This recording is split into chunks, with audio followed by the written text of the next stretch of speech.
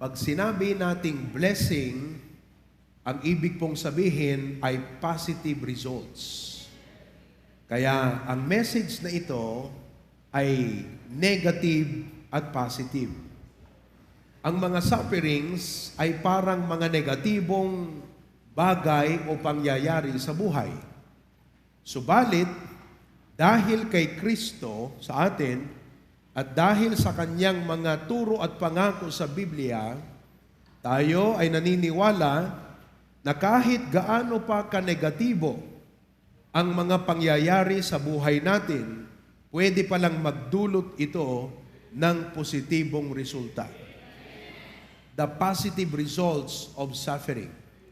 Dahil dito, ang Kristiyano ay hindi lang siya yung hindi natatakot sa anumang harapin sa kanyang buhay, kundi meron po siyang kalakasang mapagtagumpayan ang kahit ano at lahat ng kanyang mga kakaharapin sa kanyang buhay bilang Kristiyano. Sabi po ng 1 Corinthians chapter 15, dito sa verse number 57, ay ganito po. 1 Corinthians chapter 15, verse number 57. But thanks be to God. Biruin mo, nagpapasalamat siya. Bakit? Which giveth us the victory through our Lord Jesus Christ. Napagtatagumpayan natin ang lahat ng ating mga challenge sa buhay dahil kay Kristo. Now, in reality, sufferings are manifest in the following areas.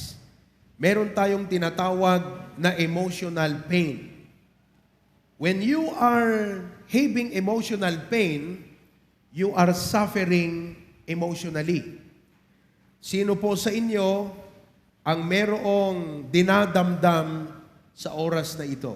Pakitaas ka ng kamay. Oh, emotional pain. Yes. Another form of suffering is physical pain. Meron po kayong physical na karamdaman. Palagay ko, ito ay nakaka-relate dito ang mga age 50 pataas. Sino bang mga age 50 pataas? Ayan. Yan po ay edad ng maintenance. Sino sa inyo ang age 50 pataas pero wala pang maintenance? Wala pang maintenance. Baka hindi kayo nagpa-check up. Magpa-check up ka kay Doc Lester. Kailan ba ang last na inyong pagkuha ng blood? Anong tawag doon? Laboratory ninyo. Pero siyempre, sabi kasi natin, wala naman akong nararamdaman eh. Pero in reality, bilang Kristiyano, malaking epekto ang physical pain sa ating buhay. Hindi lang sa ating pang-araw-araw na buhay, kundi sa ating paglilingkod sa Panginoon. Another form of suffering is family. Relationship strain. Medyo hindi maganda ang relasyon, hindi maganda ang pakikitungo ng mga members ng ating family. So, lahat ng ito ay hindi po matamis. Hindi po siya positive. These are negative. Pero ang sabi ng Romans 8:28, kailangan isulat nyo ang verse na yan at para i-memorize nyo yan. Romans 8:28. Ano nakalagay? And we know that all things work together for good to them that love God, to them who are the called according to His purpose. Pakinggan nyo Hindi sinabi doon, and we know that all things are good. Tignan nyo maigi yung verse. Sinabi ba ng verse? And we know that all things are good. No. Because in reality, not all things are good. Hindi lahat ng mga bagay sa buhay natin mabuti. Amen ba? Pero, Ang sabi doon, and we know that all things work. Pag sinabing work, ibig sabihin, may layunin, may objective, may purpose. All things work together for good. Ang verse po na ito ay napatunayan ko na sa maraming beses sa aking buhay. Kaya bilang Kristiyano at bilang lingkod ng Diyos, hindi ko na iniisip na pag may problema ka, magkukwit ka. Wala na yon sa biyaya ng Panginoon. Sapagkat nakita ko, not only that God is able to solve problem, but God can make problem into a blessing. Sino po sa inyong may problema? Ayan. I want you to know, God can solve your problem. Why not? Kayang-kaya niya yan. Maniwala ka sa Kanya. Hindi lang po that God can solve your problem, but this is the blessing. God has a purpose for your problem. That's why ito yung ating leksyon ngayon, the positive result of suffering. Kailangan nyong malaman ito. Kailangan nyong matutunan. Nakikinig na ba kayo? Sapagkat pag hindi nyo natutunan ito, dadaan ang problema, pero sabi ni Pastor, magkakaroon ng positive result yung suffering ko. Bakit ganito? Kasi hindi mo natutunan ito. So I want you to learn what are the positive results of suffering. Number 1, it keeps the world from becoming too attractive. It keeps the world from becoming too attractive. Alam niyo po kasi, dapat yung tatandaan lagi na ang desire ng ating Panginoong Diyos ay relationship sa atin. Are you following? Anong desire ng Diyos sa atin? Relationship. Subalit, may mga bagay sa buhay, sa mundong ito, na siyang nagiging dahilan ng paglayo ng ating puso sa Kanya. Are you following? That's why God will allow sufferings to keep the world from becoming too attractive. Kaya tingnan mo, imbes na ikaw ay may appetite sa Kanyang salita, pupunta ka ng church, nakatunganga ka, tulala, malayo ang isip. Bakit po? Siguro wala kang problema. Pero dahil sa mga bagay ng mundong ito, your appetite has shifted, nag-shift, from godly things to worldly things. So, para kang kumain ng chichirya, nasarapan ka sa kinain mo, pero hindi ka nabusog. Pero nung sinabi sa'yo, kain na tayo, wala ka ng appetite kumain. Pero hindi ka busog dahil kumain ka ng chichirya. So, with our exposure every day, with the many things of the world around us, at hindi lang yan, nakikita mo sa mga kasama mo, sa mga unbelievers, the world becomes very attractive to you. And as a result, lumalayo ang loob mo sa Diyos. And God does not want that. That's why He will allow suffering to shift your appetite from worldly things to godly things. 1 Peter chapter 2, verse 11. Ano nakalagay sa 1 Peter chapter number 2, verse 11? Sabi dito, Dearly beloved, I beseech you as strangers and pilgrims, abstain from fleshly lust, which war against the soul. Meron daw tayong dapat iwanan, abstain. Ako po'y naniniwala na kung bakit sinabing abstain, kasi ang natural na ating kinalalagyan ay sa mga desires na makamundo. Tama? That's our natural place. desires na makamundo. That's why the Bible says, abstain, umalis ka dyan. Because it wars against the soul. Laban ito sa kapakanan ng iyong kaluluwa. Kapakanan ng kaluluwa, ibig sabihin, tungkol ito sa relasyon mo sa ating Panginoong Diyos. That is why God allows suffering again so that the world will, so that it keeps the world from becoming too attractive for us. This world becomes too attractive to us that it becomes our one and only pursuit. We feel it's the best thing we can have.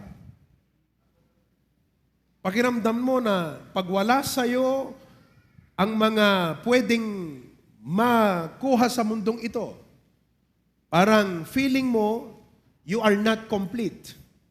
Pero palaging sinasabi ng Biblia that we believers, kay Kristo, kumpleto na tayo. Are you following? We are complete in Jesus Christ. Ano pong ibig sabihin nun?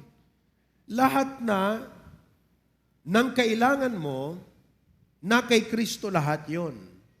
Physically, emotionally, mentally, spiritually, most especially. We are complete in Jesus Christ. Pero, kahit pa man ganon, we are still tempted to think and believe that our completeness is found in this world. Kaya, kung meron pong mga sufferings na nangyayari sa buhay nyo ngayon, malamang sa inyong pamilya, sana po mapaisip kayo. Mapaisip kayo sa kaisipang espiritual. Sa isang tanong na ganito, bakit kaya nangyayari ito sa aking buhay? Tanungin nyo yan. May rason. Hindi naman ho, basta may nangyayari sa atin na hindi alam ng Diyos. So whenever something is happening in your life, ask God, bakit kaya? Yung iba naman kasi, pag magtanong, bakit sa akin pa? Diba? Bakit sa akin pa nangyari ito? Ang dami-dami diyang mga kriminal, masasama. Sana sa kanila na lang to. Di pala isudat agsuyot. Diba? Sakpe lang. Hindi ho dapat ganun ang tanong. Pag may problema sa buhay mo, may physical pain ka, may family pain na nangyayari sa'yo, ay dapat nagtatanong ka, Panginoon, ano ang nais mong mensaheng iparating? Malamang pinapaalalahanan ka ng Diyos. Dahil sa sobrang pagmamahal mo sa mundo, sobrang attachment mo sa mundo, nakakaligtaan mo ang iyong relasyon sa Kanya. Para ka ng unbeliever kung mag-isip na ang katwiran ay, kahit naman hindi ako pumupunta sa church naaalala ko naman ng Diyos Ganun na ang level ng reasoning mo. Kahit naman wala akong involvement dyan sa church hindi naman nawawala na Baptist ako Diyan pa rin ako kahit hindi ako pumupunta dyan. Yan po ay rason ng tao. So dumating ka na sa ganon na, it's okay to be a Christian without a church. Kaya siguro sabi ng Panginoon, anak, hindi ko na nai-enjoy ang ating relasyon sapagkat hanggang alaala na lang ako sa'yo. Wala naman na tayong dynamic relationship. So, ano usang basit dito nga sabi ring tibiyag mo para bumalik ka sa akin, bumalik yung loob mo. Para mawala yung puso mo sa mga makamundong bagay at bumalik ang kalooban mo o loob mo sa akin. And let's have a love relationship again. Ayan, sabi ng Panginoon sa atin. Kaya mga kapatid, paglipas ng panahon, sana wag mong pahintulutan na tatagal at tatagal pa yan. Mag-evaluate ka at sabihin mo, Panginoon, saan ako nagkulang sa'yo? Ano ang dapat na gagawin ko so that I can restore my fellowship with you? God is more concerned with the restoration of your fellowship with Him. Because for any period of time, God can just easily get that problem solved. So, that is the positive result of suffering. Ibig sabihin, before I go to the second point, kung dahil sa suffering na yan, nagbalik loob ka sa Panginoon, blessing yung suffering. Kung dahil sa problema na yan sa pamilya mo, talagang lumapit ka sa Panginoon at sinabi mo, Panginoon, makikibargain ako sa iyo. Please, ikaw ang bahala sa pamilya ko, pero ito ang commitment ko sa iyo. Makibargain ka sa Panginoon. Oo, kasi minsan wala tayong ganun. Ang Christian life natin hanggang attend lang ng church. Wala tayong malalim na pakikitungo sa ating Panginoong nagligtas sa atin. So, kung dahil sa suffering na yan, naging active ka sa church. Mga kapatid, naging blessing yung suffering. Hindi siya dahil maganda yung nangyari, hindi maganda yung nangyari, pero yung naging resulta, maganda. Itatainting, many years back, kinuha ng Panginoon yung kanyang anak, Daddy Florian. Napaka-faithful na member yan ng ating church. Kagaya ni Cristel, financial secretary din noon. Mga kapatid, kinuha ng Panginoon. Pero matagal si Tata Inting na backslider. 15 years na backslider. Malayo sa Panginoon. Enjoy niya ang inuman. Enjoy niya ang mundo. Wala siyang appetite sa Diyos. Awan darik na nga umay magigimong. Awan tarigagay na nga umay agserbiti apo. Kumbaga, namimpinsan nga kasla nakulaapan ti panunot na kakabsat. Han na makita iti pateg ken saya at ti panagserbiti apo. Kinuha ng Panginoon yung kanyang anak. Napakasakit yun eh. Di ba? Dito, ginawa yung funeral service, nalibing yung anak. At palagi daw sinasabi ni Florian noon sa Tata Inting, dayon di ba? Ini-invite si Tata Inting, dayon, alam mo, backslider. Ang backslider, mahirap iwin yan. Panginoon lang talaga, tapik lang ng Panginoon ang kailangan yan. Ang hirap. Di namatay yung kanyang anak. Doon siya nagkaroon ng realization. Ako nang magpapatuloy nung hindi na ipagpatuloy ng aking anak. Bumalik sa Panginoon. Ngayon, very active na ating member sa church. Bagamat senior citizen na po siya, hindi hadlang yung kanyang edad at physical na limitasyon na hindi maka-attend ng ating mga gimong. So, hindi maganda yung nangyari. Pero yung naging bunga at resulta nung nangyari, dahil nagkaroon ng spiritual breakthrough sa kanya, naging maganda ang resulta. The positive result of suffering. Kaya kung sa oras na ito, nagsasuffer ka, huwag mong sabihin, gagangay lang deta. Hanga gagangay deta kakabsa. At da ipakpakita ti Apo king ka. Tayo kasi pagkaminsan, suffering, hindi tayo tumitingin sa Panginoon eh. Lagi lang nating sinasabi, kasta lang deta. Gagangay deta. Kung minsan nga, meron din tayong sariling fault, pero kahit pa man ganon, dapat tumingin ka sa taas at sabihin mo, Panginoon, ano ba ang mensahe mo sa suffering na ito? Kaya, pag ikaw ay nagbago at lumapit sa Panginoon, nawala yung loob mo sa mga worldly things, nagbalik yung loob mo sa godly things, the suffering is not okay, but the result was a blessing because of that suffering. Amen po ba? Nawa po, alam nyo, hindi po aksidente na ito ang aking lesson ngayon. Alam ng Diyos na ang iba sa inyo, kailangan nyong marinig to. Kailangan nyong ma-remind sa bagay na ito. Huwag nating sabihin, basic yan. Sa iba, hindi basic. Palo ito, mga kapatid, sa inyo. Amen po ba? Okay. So, anong dapat nating gawin ngayon? Pagka na-realize natin na may message pa ng Panginoon, abay, dapat tayong magpakumbaba. Magpakumbaba ka. The first step to healing is humility. Sabi mo, Panginoon, ako'y magpapakumbaba sa iyo. Amen? Talagang marami akong pagkukulang sa aking Christian life, sa aking relasyon sa iyo. Ikaw, wala kang pagkukulang sa akin. Ngayon ko na-realize ang aking mga pagkukulang sa iyo, Panginoon. Kaya, Panginoon, I want to revive my commitment in serving you. You start. Magsimula ka muli. Amen? Oo. And God is more than willing to restore you. The positive result. Next, number 2. Ano pa po ang positive result ng suffering? It makes us more dependent on God.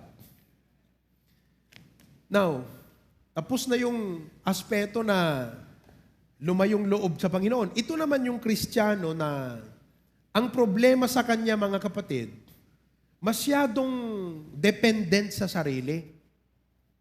Masyadong may tiwala sa sarili. Dapat may tiwala ka sa sarili mo dahil kung wala kang tiwala, wala ka nang gagawin. You have to believe that you can do something. Pero ang taong ito, mga kapatid, masyadong tiwala sa kanyang pag-iisip, understanding, sa kanyang plano, sa kanyang galing. Masyadong tiwala na mayroon siyang pera, palibhasa may savings. Okay? Parang hindi niya kailangan ang tulong ng Diyos. So anong gagawin ngayon ng Panginoon?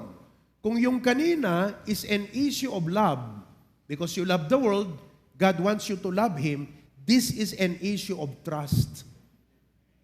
God wants you to trust Him. Ang gusto kasi ng Panginoon, ma-realize natin na ang ating pangangailangan sa Kanya lagi. That we learn to trust Him. Are you trusting God? Amen? Kaya, minsan, bakit may mga ganitong palya sa aking buhay? Maybe God wants you to pray more and let Him do the work. And not just you doing it by yourself. God wants you to, anong tawag doon? Be still. Ano na dekantan? Stand still and see the salvation of the Lord.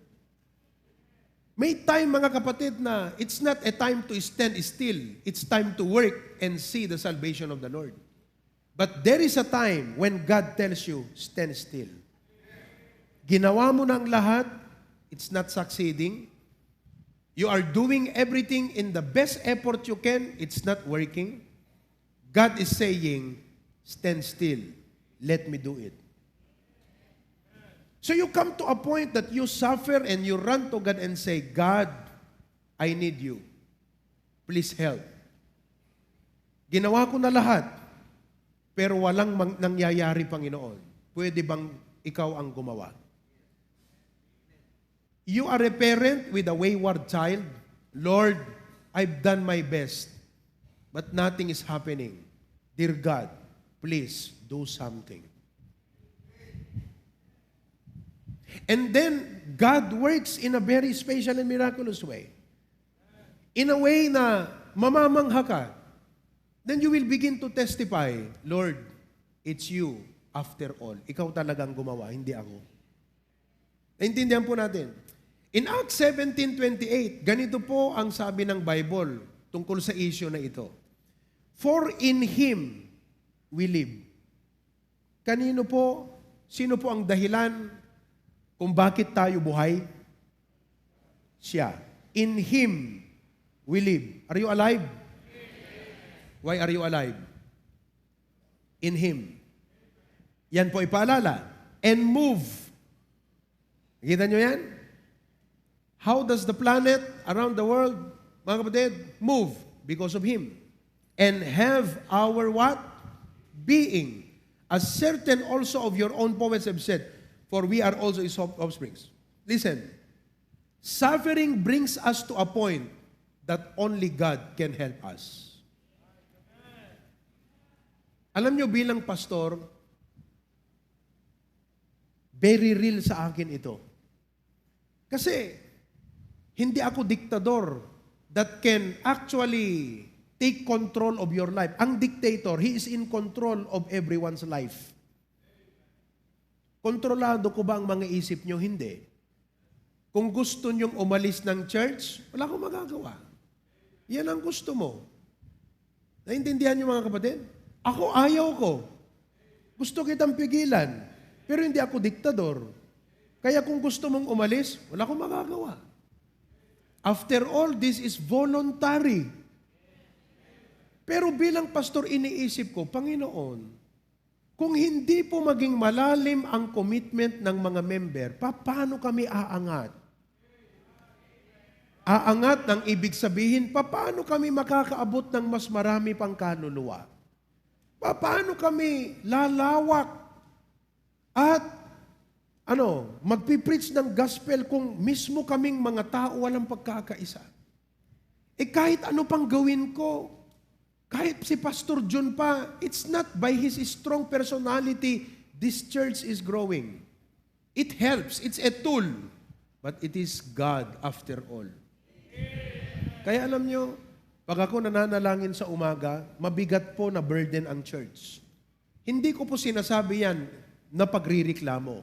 Sinasabi ko yan na patotoo na kung bakit ang church natin nagpapatuloy na hindi lang moving forward but moving up. Gusto kong makita nyo yun, ha? Maraming mga churches moving on. Papatuloy hanggang sa rapture, nagpapatuloy, moving on. Tayo po hindi moving on, moving up.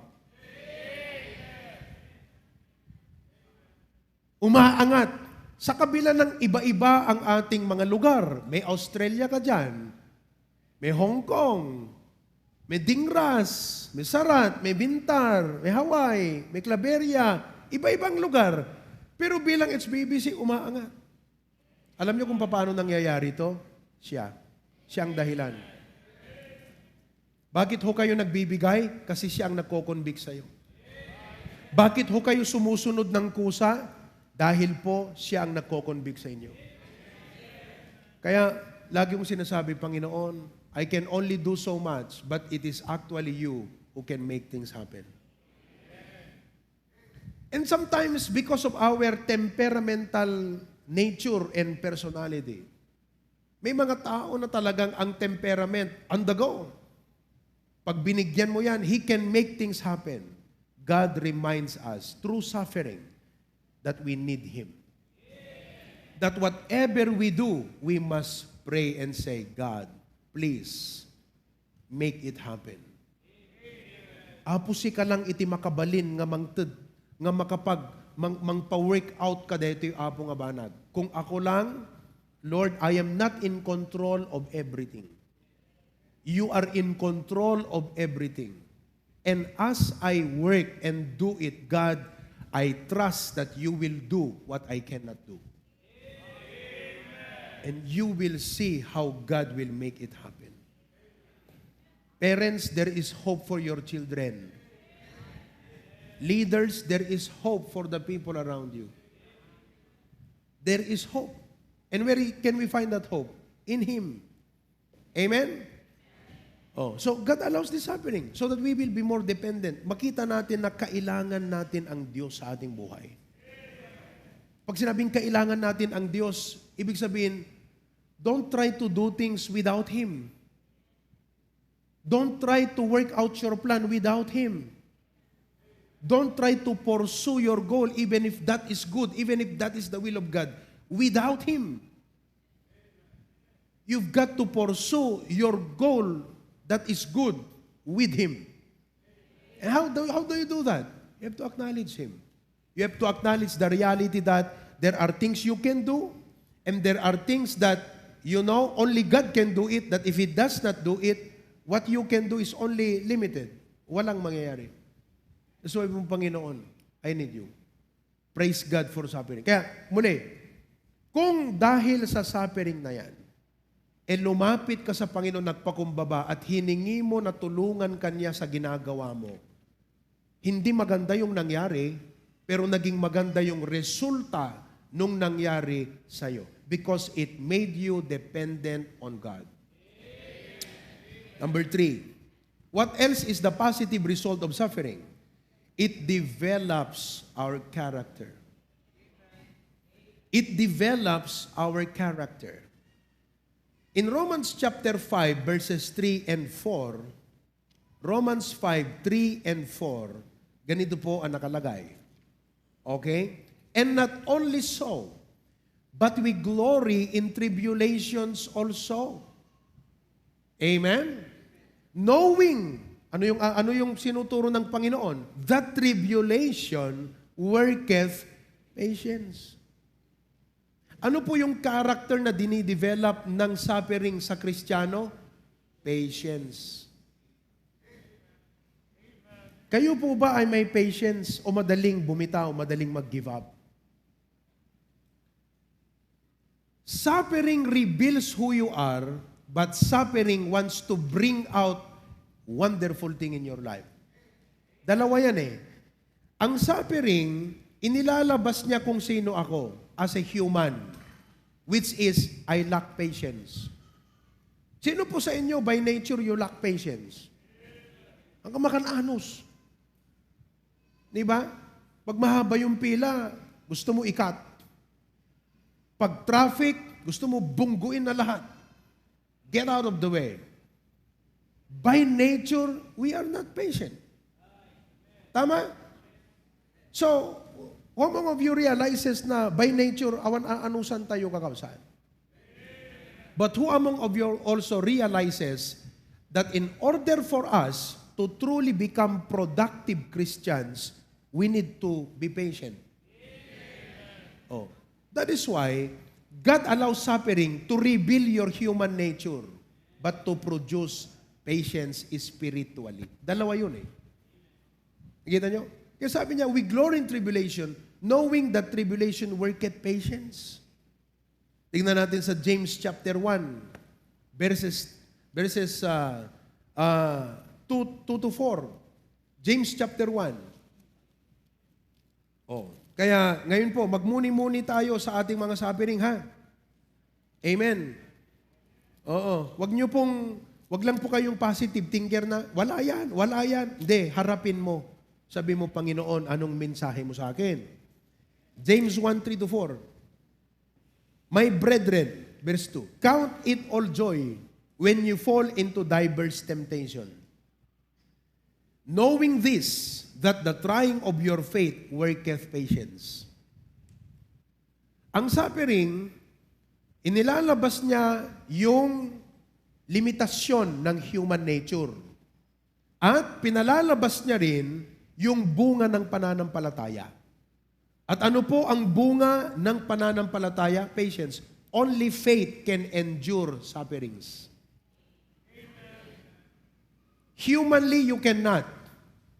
But your faith is able to endure sufferings. So, ang ginagawa ng Diyos, siniswitch po niya. Parang kung halimbawa, dito po sa ating kapilya, meron tayong gagawin dyan na automatic switcher. Na pag nawala ang supply ng INEC, automatic aandar yung generator. At pag umandar yung generator, magsiswitch yan. Gagana pa rin ito, pero ang nagpapagana, hindi na si INEC, si generator na. So bilang Kristiyano, pag dumating ang suffering, napupundi si INEC ng buhay mo. Yun yung human side mo. Mapundi ka eh. But then, you resort to prayer and say, God, help me. Please help me to endure my suffering. Please help me to keep on going in spite of my burdens, stress, and pressure in life. Kita man tarupa ta kaabay mo, no, at the stress mo, no, stress and pressure na kakabsat. Kasi mapapaprayer ka talaga.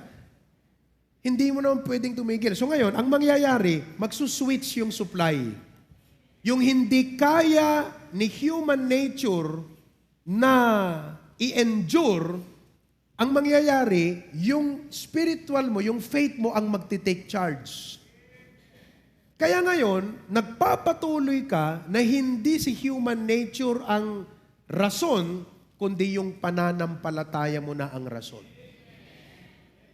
So makita mo kung ang isang Kristiyano ay nagpapatuloy Sa kabila ng marami siyang problema, hindi siya yon, yung pananampalataya niya yon. Pumupunta sa church kahit wala siyang maisaing mamaya. Kahit wala siyang pera. Sino po sa inyong walang pera ngayon? Taas ka ng kamay ang walang pera. Bukha namang, hindi namang halata na wala kayong pera, mga kapatid eh. Alam mo kung bakit sa isang Kristiyanong matibay, kung bakit kahit walang pera, hindi mo halata, hindi siya yun, yung pananampalataya niya yun. Makita mo yung Kristiyano na kahit maraming problema sa tahanan, naglalakad yan, nagdrive yan, papunta pa rin sa church. Hindi siya yun, yung pananampalataya niya yun. Oo. Makita mo yung Kristiyano na yung budget niya, mga kapatid, mas marami ang expenses kesa income.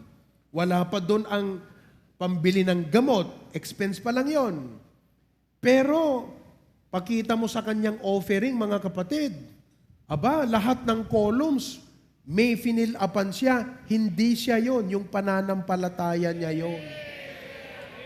Yan pong nagagawa ng suffering. Dinidepreciate niya yung pagkatao mo at ina-appreciate niya yung pananampalataya mo.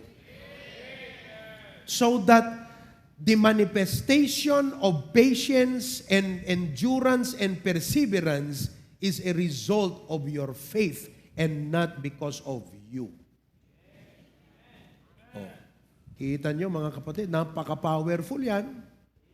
Napaka-powerful yan mga kapatid. Kaya, pag dumating sa punto na napundi ka, amen. Buti naman at napundi ka na para umilaw na yung pananampalataya mo. Panahon na para yung pananampalataya ang magpagana sa spiritual life mo, sa buhay mo mga kapatid. Makita mo yung Kristiyano na kahit marami po siyang kabigatan, nag-amen pa rin yan. Amen ba? Tapos nasa church yan, talagang praise God. Ikan-kanta na latta, di kita dadagsan nan, di ba? As we gather, may your spirit work with it. Tapos maluha-luha pa yan. Kasi mabigat talaga yung problema eh. Panginoon, kang kanta latta, agluluwa latta kakabsat nga, tiltil muna na't butag nan kakabsat. Pero sige pa rin ang worship niya sa Panginoon. Mga kapatid, hindi siya yon. Pananampalataya niya yun. Napakaganda yan, mga kapatid. Amen po ba?